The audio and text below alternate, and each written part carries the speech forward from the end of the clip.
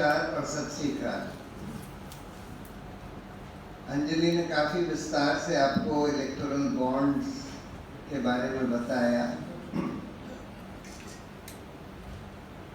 हम लोगों ने जब इलेक्टोरल बॉन्ड्स की स्कीम को चैलेंज किया था सुप्रीम कोर्ट में, तो तीन मुख्य आधार थे।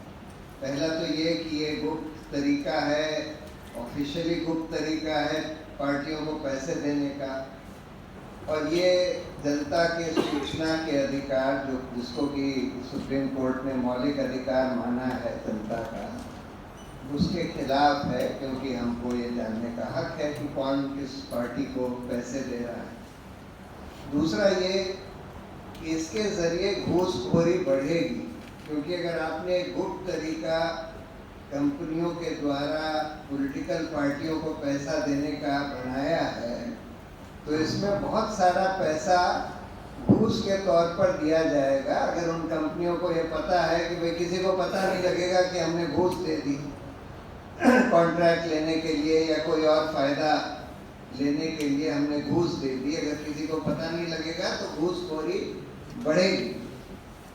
और तीसरा हम लोगों ने बोला था कि इससे जो लेवल प्लेइंग फील्ड है पॉलिटिकल पार्टियों के बीच में चुनाव में, वो जो है गड़बड़ा जाएगी, क्योंकि सिर्फ जो रूलिंग पार्टीज हैं उन्हीं को ये इलेक्टोरल बॉन्ड के जरिए पैसा मिलेगा, क्योंकि रूलिंग पार्टीज ही हैं जो कंपनियों का कुछ फायदा करा सकती हैं, और जो पार्टी रूलिंग पार्टी नहीं है केंद्र में या राज्यों में, उनको कुछ नहीं मिलेगा। और जब ये खुलासा सुप्रीम कोर्ट ने ऑर्डर किया, जब इलेक्टोरल बॉन्ड्स को रद्द करके और स्टेट बैंक को बोला कि भाई तुम बताओ कि किसने पैसा किसको दिया, तो पहले तो स्टेट बैंक ऑफ इंडिया ने बोला कि नहीं, इसमें हमको 4 महीने और लगेंगे और चुनाव गुजर जाने दीजिए, चुनाव के बाद हम बताएंगे। सुप्रीम कोर्ट ने बोला कि ये तो आपके पास सूचना है, तो आप क्यों नहीं बता सकते। तब फिर उन्होंने बताया, 2 अलग अलग लिस्ट पब्लिश करी। एक लिस्ट में लिखा था कि किन लोगों ने बॉन्ड खरीदे और कब कितने के, और दूसरी लिस्ट में लिखा था किन पार्टियों ने बॉन्ड कब कितने के एनकैश किए। लेकिन उसमें ये नहीं लिखा था कि ये बॉन्ड किसने किस पार्टी को दिया। तो हम लोगों ने जब बोला कि भाई ये तो इसमें तो बॉन्ड नंबर्स थे, और ये जो जेटली साहब कहते थे कि नहीं देखिए ये हम बॉन्ड इसलिए लाए हैं कि अगर लोगों को पता लग जाता है कि कौन किसको किस पार्टी को पैसे दे रहा है, तो जो रूलिंग पार्टी है वो उन कंपनियों को प्रताड़ित करेगी जिन कंपनियों ने ऑपोजिशन को पैसे दिए।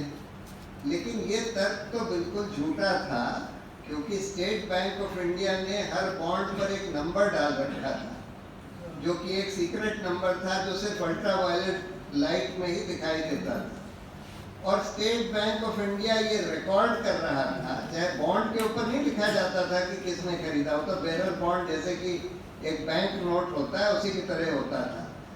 1000 से लेके 1 करोड़ तक का आप ये बॉन्ड खरीद सकते थे, जो कि बिल्कुल कैश की तरह होता था, लेकिन सिर्फ पॉलिटिकल पार्टी को ही आप दे सकते हैं, वही इनकैश कर सकते हैं।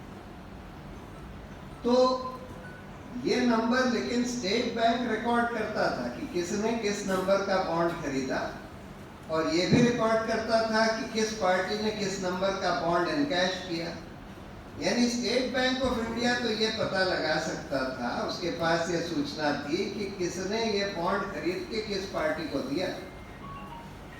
यानी स्टेट बैंक ऑफ इंडिया को ये सूचना थी, तो मतलब सरकार के पास ये सूचना थी, क्योंकि ये तो सरकारी बैंक है।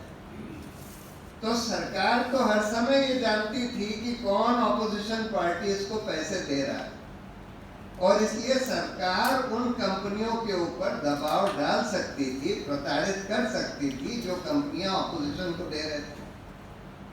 लेकिन और किसी को नहीं पता लगता था, ना तो ऑपोजिशन को, ना हमको आपको, कि भाई किसने किसको पैसे दिए, सिर्फ सरकार को पता लगता था। तो जब कोर्ट ने बोला कि अच्छा तुम्हारे पास तो ये नंबर थे तो नंबर बता दो, उन्होंने बोला नंबर को मैचिंग करने में हमको बहुत टाइम लगेगा, कई महीने लग जाएंगे। हमारे पास दो अलग अलग लिस्ट में ये नंबर हैं लेकिन हम मैच नहीं कर सकते।